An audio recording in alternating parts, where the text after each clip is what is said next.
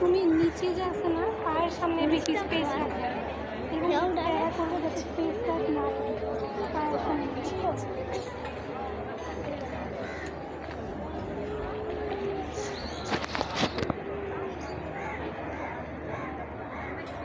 বুঝছো?